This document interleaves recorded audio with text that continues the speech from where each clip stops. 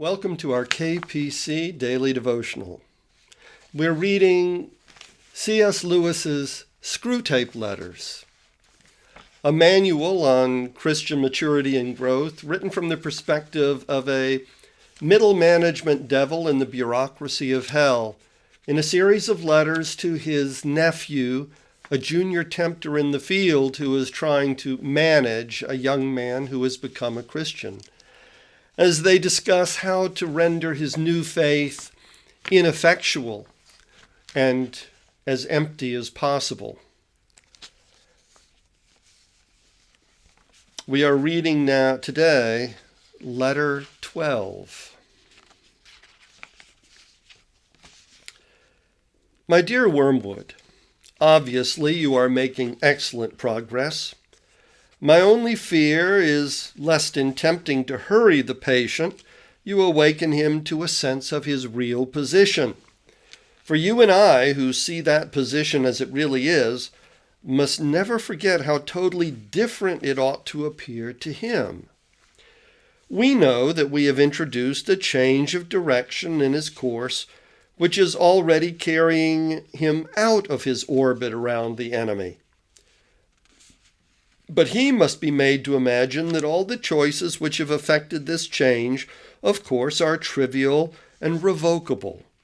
He must not be allowed to suspect that he is now, however slowly, heading right away from the sun on a line which will carry him into the cold and dark of utmost space. For this reason, I'm almost glad to hear that he is still a churchgoer and a communicant. I know there are dangers in this, but anything is better than that he should realize the break he has made with the first months of his Christian life. As long as he retains externally the habits of a Christian, he can still be made to think of himself as one who has adopted a few new friends and amusements, but whose spiritual state is much the same as it was 6 weeks ago. And while he thinks that, we do not have to contend with the explicit repentance of a definite, fully recognized sin, but only with his vague, though uneasy, feeling that he hasn't been doing very well lately. This dim uneasiness needs careful handling. If it gets too strong, it may wake him up and spoil the whole game.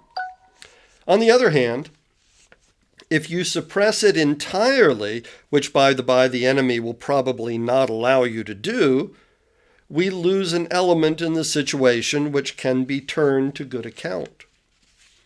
If such a feeling is allowed to live, but not allowed to become irresistible and flower into real repentance, it has one invaluable tendency.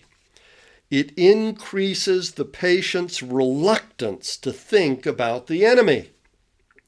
All humans are nearly all times have some such reluctance, but when thinking of him involves facing and intensifying a whole vague cloud of half-conscious guilt, this reluctance is increased tenfold.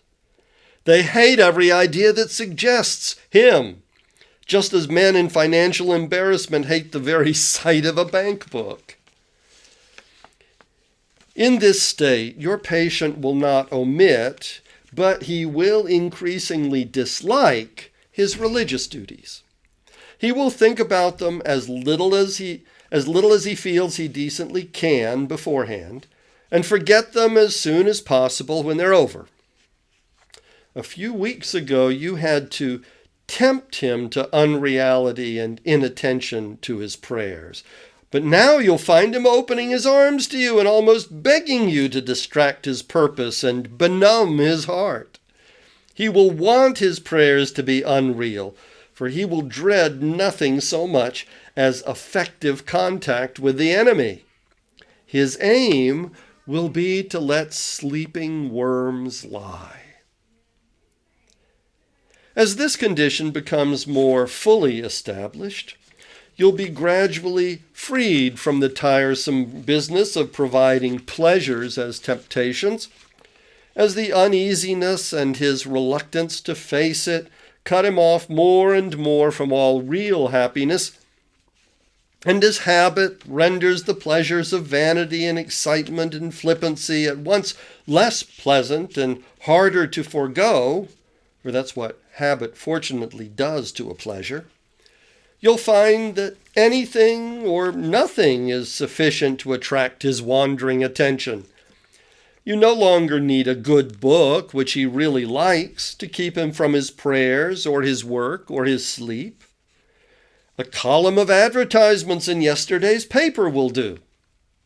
You can make him waste his time, not only in conversation he enjoys with people whom he likes, but also in conversations with those he cares nothing about on subjects that bore him.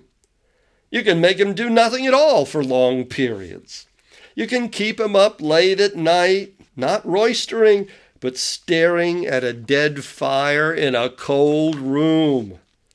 All the healthy and outgoing activities which we want him to avoid can be inhibited and nothing given in return, so that at last he may say, as one of my patients said on his arrival down here, "I now see that I spent most of my life in doing neither what I ought nor what I liked."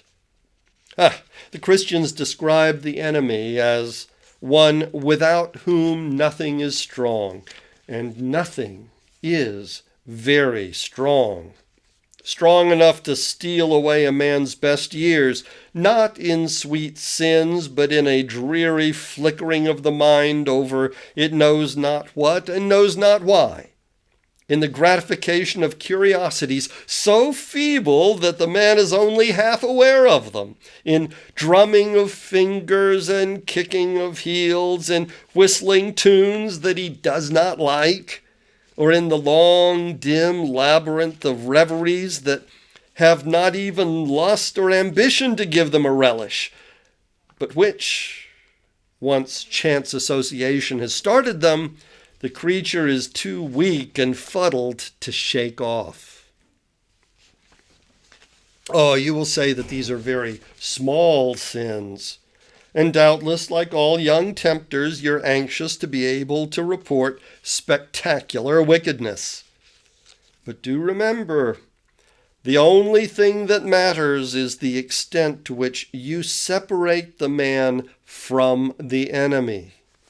It does not matter how small the sins are, provided that their cumulative effect is to edge the man away from the light and out into the nothing.